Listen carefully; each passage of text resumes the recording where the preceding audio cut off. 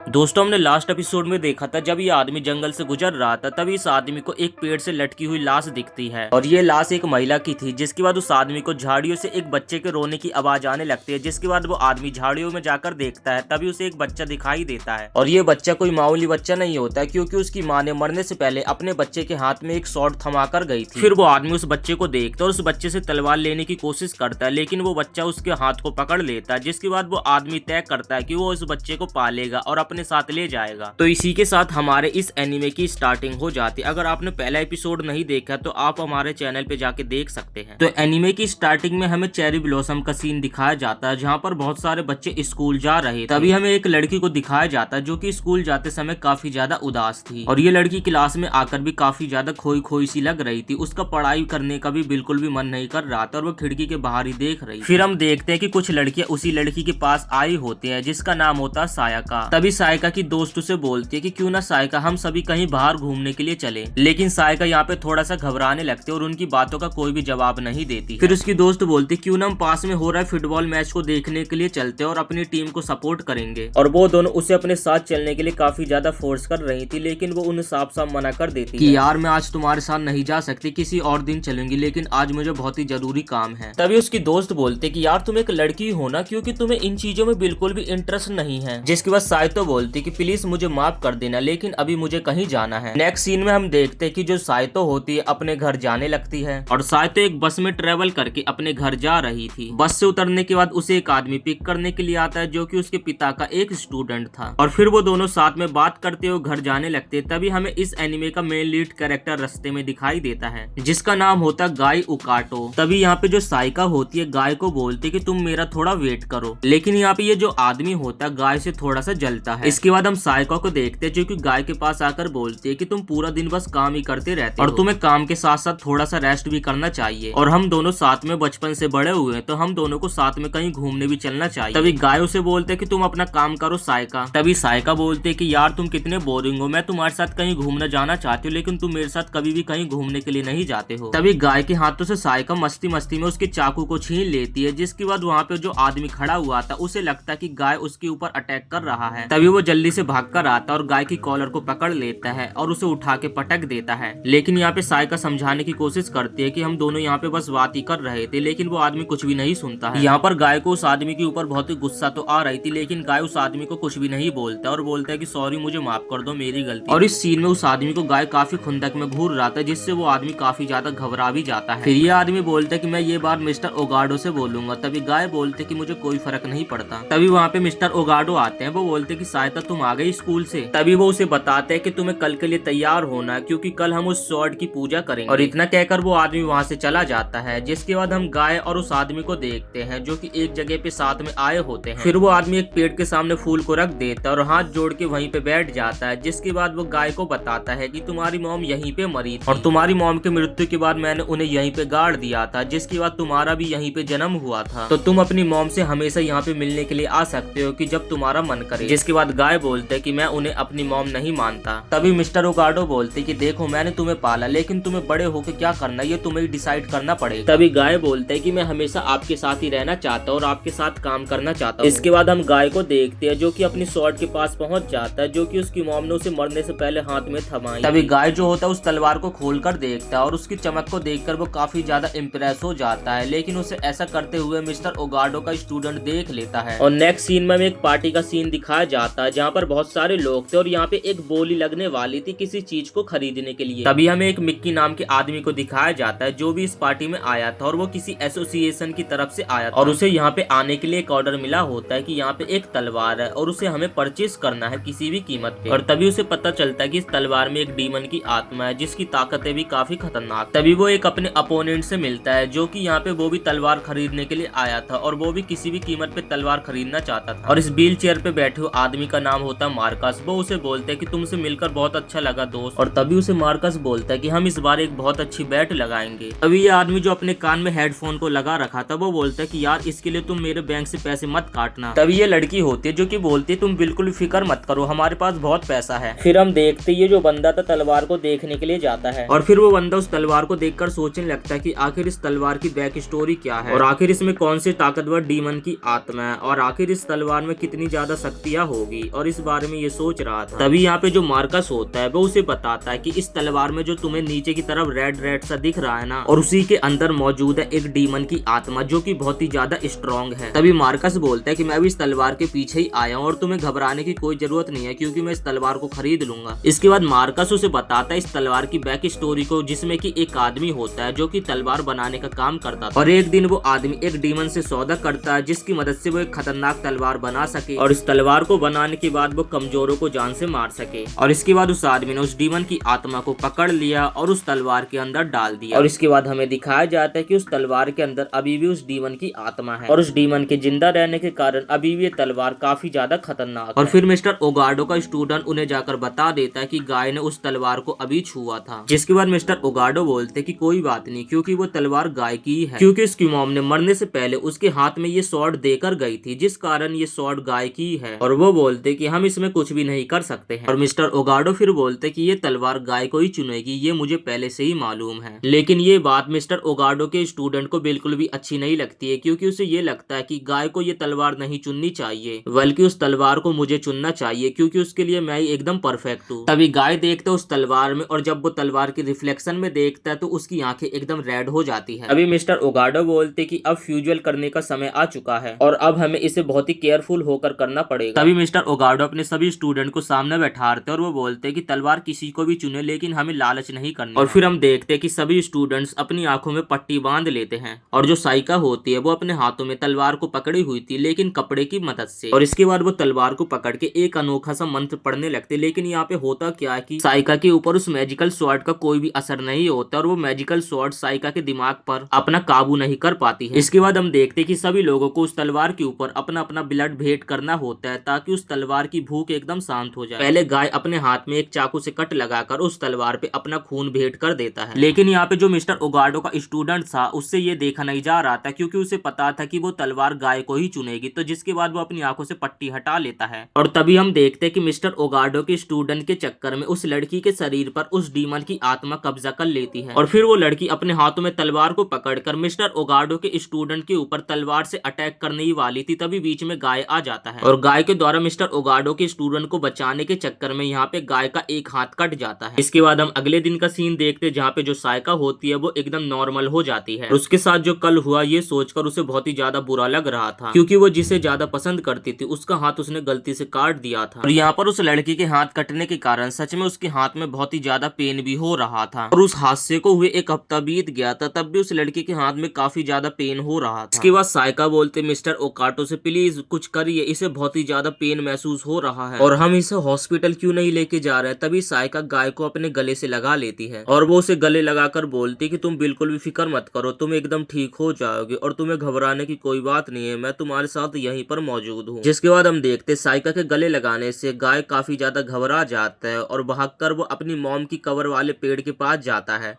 और वो अपनी मॉम की कवर के पास जाकर बोलता है कि तुम औरत ने मुझे छोड़ा, सच में तुम बहुत ही ज्यादा खराब। और वो ऐसा भी बोलता है कि जब तुम्हें मुझे छोड़ना था तो आखिर तुमने मुझे पैदा ही क्यों किया। इसके बाद मिस्टर ओगार्डो एक स्वॉर्ड के पास जाते और वो बोलते कि तुम ही हो जो गाय को समझ सकते हो और तुम्हें उसकी हेल्प करनी होगी और तुम्हें उसकी रक्षा करनी होगी। ये सब मिस्टर ओगार्डो उस तलवार से बोल रहे थे और फिर हम देखते कि मिस्टर ओगार्डो आग के पास बैठे हुए थे और वो उस तलवार को कुछ करने वाले थे। और फिर हम देखते कि मिस्टर ओगार्डो तलवार को आग के ऊपर गरम करके और उसके बाद काफी देर तक गरम करने के बाद वो एक हथौड़े से उसे ठोकते हैं और उसे कुछ बना रहे थे। इसके बाद सीन शिफ्ट होता है और हम उसी पार्टी का सीन देखते हैं और अब यहाँ पे उस लेजेंडरी तलवार के ऊपर बैट लगने वाली थी। तभी मार्कस बोलता है कि हमारे पास बहुत पैसा है और हम इस लेजेंडरी तलवार को अपने साथ लेकर जाएंगे। तभी मार्कस सबसे पहले अपना हाथ खड़ा करता है और $1 मिलियन में बोलता है कि मुझे ये तलवार दे दो। और इसके बाद जो अपना नाइकी होता है वो बोलता है कि मुझे 1.2 मिलियन में ये तलवार दे दो। जिसके बाद मार्कस बोलता है तो मुझे 1.5 मिलियन में दे दो। जिसके बाद नाइकी भी कहाँ कम रहने वाला था, वो बोलता है कि ये तलवार चलो मुझे 2 मिलियन में दे दो। और इसी के साथ जो नाइकी होता है 2 मिलियन बोली लगाने के बाद वो इस तलवार को जीत जाता है। तभी मार्कस अपने मन में सोचता है कि आखिर इसके पास बोली लगाने के लिए इतना पैसा कहाँ से आया। फिर नाइकी को ये तलवार दे दी जाती है और वो अपनी कंपनी की तरफ अपनी कार से इस तलवार को लेकर जा रहा था। तभी उसे रास्ते में मार्कस उसे रोक लेता है और वो बोलता है कि ये तलवार मेरे हवाले कर दो। जिसके बाद बाद हम मार्कस को देखते हैं जो कि नाइकी को एक अच्छा ऑफर देता है कि बोलता है कि ये तलवार प्लीज तुम मेरे हवाले कर दो, इसके बदले में तुम्हें बहुत अच्छा इनाम दूंगा और बहुत सारे पैसे दूंगा। तभी नाइकी बोलता है देख बच्चे तू उस तलवार का क्या करेगा, क्योंकि वो तलवार बहुत ही ज्यादा खतरनाक है और वो तेरे किसी काम की नहीं है और वैसे भी तू तो लंगड़ा है। तभी मार्कस उससे पूछता है कि फिर तुम इस तलवार का क्या करने वाले हो। फिर वो बोलता है कि तुम अपने काम से काम रखो बच्चे। और यहाँ पर इस बारे में बात चल रही थी तभी वहाँ पे एक मिस्टीरियस इंसान को दिखाया जाता है। अगर आपने पहला एपिसोड देखा होगा तो आप इस इंसान को जानते होंगे। जिसके बाद हम देखते कि मैक्रेस के बॉडीगार्ड नाइकी के ऊपर अटैक कर देते हैं और नाइकी बड़ी इजीली उन्हें डॉज कर देता है और बच जाता है। और फिर वो बंदा पीछे से आता है जो कि नाइकी के सामने खड़ा हो जाता है। अगर आपने पहला एपिसोड देखा होगा तो आप इस आदमी को जानते होंगे जिसने सबसे पहले एक डीमन की आत्मा वाली स्वॉर्ड को पकड़ा था। ये बंदा नाइकी के सामने आकर खड़ा हो जाता और इस बंदे के शरीर से काफी खतरनाक ऑरा रिलीज हो रहा और फिर वो आदमी अपनी छाती के अंदर से वही डीमन वाली स्वॉर्ड को निकालता और ये देखकर नाइकी भी यहाँ पे काफी ज्यादा हैरान हो जाता है। लेकिन यहाँ पे नाइकी भी अपनी तलवार को निकाल लेता है और वो उस आदमी से फाइट करने के लिए तैयार हो जाता है। नाइकी की तलवार से एकदम बिजली जैसी तरंगे निकल रही और तभी हम देखते जो गाय होता है वो सोकर उठता है और उसके हाथों में कुछ हुआ होता है। और फिर हम यहाँ पे देखते कि गाय भी काफी ज्यादा हैरान हो जाता है क्योंकि उसके कटे हुए हाथ में लग जाता है एक लोहे का हाथ। इसके बाद सीन चेंज होता है और हम जोल गाय को देखते हैं जो कि नाइकी के ऊपर अटैक कर देता है क्योंकि नाइकी से जोल गाय को वो तलवार चाहिए थे जो कि वो अपने साथ ले जा रहा था। और इसके बाद यहाँ पे उन दोनों के बीच में बैटल स्टार्ट हो जाती है और वो दोनों एक दूसरे से लड़ाई करने लगते हैं। यहाँ पे नाइकी को जोल गाय के ऑरा से ही पता चल रहा था कि वो कितना ज्यादा खतरनाक है। जिसके बाद नाइकी बोलता है कि मुझे यहाँ से जाना पड़ेगा। जिसके बाद नाइकी यहाँ पे अपने एक खतरनाक अटैक इस्तेमाल करता है जिससे सारी जगह धुआं धुआं सा हो जाता है और वहाँ पे एक बहुत बड़ा ब्लास्ट हो जाता है। और मौके का फायदा उठाकर नाइकी वहाँ से भाग जाता है क्योंकि वो जानता था कि वो जोल गाय से जीत नहीं सकता है। तभी जोल गाय अपने मन में बोलता है कि इसे पकड़ना थोड़ा मेरे लिए मुश्किल होगा। एंड फिर हम नाइकी को देखते हैं जो कि देखता है कि उसकी कार में वो तलवार मौजूद नहीं है। तभी नाइकी की असिस्टेंट बोलती है कि वो आदमी काफी ज्यादा पावरफुल है और हमें उससे बच के रहना पड़ेगा कि कहीं वो हमारे रास्ते में ना आ जाए और अगर वो आदमी हमारे रास्ते में दोबारा से आएगा तो पक्का हम जरूर हार जाएंगे। इसके बाद हम अपने मेन कैरेक्टर गाय को देखते जो कि सोकर उठता है और वो अपने हाथों को देख रहा था क्योंकि उसे समझ नहीं आ रहा था कि हाथों में से कुछ अजीब सी आवाजें आ रही थी। फिर हम सुबह का सीन देखते हैं जहाँ पर गाय मिस्टर ओगाडो से माफी मांगता और वो बोलता है कि मैं इस स्वॉर्ड के काबिल नहीं हूँ। तभी मिस्टर ओगाडो बोलते हैं कि ऐसा मत बोलो, ये तलवार तुम्हारी है और इस तलवार का ख्याल तुम्हें ही रखना पड़ेगा और तुम्हें उस तलवार को समझना पड़ेगा और उस तलवार की मास्टर करना पड़ेगा। जिसके बाद तुम्हें कमजोर लोगों की उस तलवार का इस्तेमाल करके मदद करनी पड़ेगी। लेकिन जो मिस्टर ओगाडो का स्टूडेंट होता है वो ये सब देखकर बिल्कुल भी खुश नहीं दिख रहा था। अगले सीन में हम गाय को देखते जो कि आग में कुछ जला रहा था। तभी वहाँ पे साइतो आ जाती है। वो बोलते कि तुम गाय यहाँ पे ये क्या कर रहे हो। तभी गाय बोलते कि मैं इस तलवार के लिए अभी कैपेबल नहीं हूँ और यहाँ पर वो अभी शेरयू की कवर को जला रहा था और वो साथ ही बोलता है कि ये तलवार अभी मेरे किसी काम की नहीं है। इसके बाद सीन शिफ्ट होता है और हम दासुमी को देखते हैं जो कि अपने मास्टर को बोल रहा था कि गाय उस तलवार के लिए बिल्कुल भी काबिल नहीं है और वो साथ ही बोलता है कि मास्टर गाय उस तलवार को बिल्कुल भी काबू में नहीं कर पाएगा। तभी मिस्टर ओगाडो बोलते कि मुझे गाय के ऊपर पूरा भरोसा है, वो उस तलवार को अपने कंट्रोल में कर लेगा। लेकिन ये सब अपने मास्टर के मुंह से सुनकर मिस्टर ओगाडो का स्टूडेंट बिल्कुल भी खुश नहीं दिख रहा था और वो बहुत ही ज्यादा गुस्से में था। इसके बाद हम मार्कस को देखते हैं जो कि अपने घर में सो रहा था। तभी उसके घर में एक हमें डीमन की आत्मा दिखाई देती है। जब मार्कस अपनी आंखों को खोलकर देखता है तो उसे एक बहुत ही खतरनाक ऑरा फील होता है और फिर हमें दिखाया जाता है जो मार्कस होता है कि वो फाइट के दौरान नाइकी से उस तलवार को चोरी करके आ गया था। और फिर मार्कस अपने मन में सोचने लगता है क्या इस तलवार से वो ऑरा निकला था। और फिर हम मार्कस का एक डेविल लुक देखते हैं। वो बोलते हैं कि प्लीज मुझे तुम्हारी जरूरत है और प्लीज मेरी तुम मदद करो। इसके बाद मार्कस के हमें 2 साल पहले का सीन दिखाया जाता है जहाँ पर मार्कस अपनी फैमिली के साथ डिनर कर रहा था और यहाँ पर मार्कस की एक हंसी खुशी फैमिली थी जिसके साथ वो अच्छे से रहा करता था। बट हम देखते कि एक एक्सीडेंट के दौरान जो मार्कस की हंसी खुशी फैमिली थी उन सभी की डेथ हो जाती है और यहाँ पर मार्कस भी उस एक्सीडेंट के दौरान मौजूद था जिस कारण उसके निचला शरीर पैरालाइज हो जाता है और एक झटके में उसका हंसता खुशता परिवार खत्म हो जाता है और जिस कारण उसे इस चीज का रिवेंज लेना था। इसके बाद हम मार्कस को देखते हैं जो कि उस तलवार की पूजा करने लगता है और उस तलवार के अंदर की आत्मा को जगाने लगता है और वो उस तलवार से बोलता है कि प्लीज मुझसे बात करो। तभी हम नाउकी को देखते हैं जो कि मार्कस की पूरी इन्फॉर्मेशन निकाल लेता है कि वो कहाँ पर रहता है, वो कितने साल का है और एक्सेट्रा।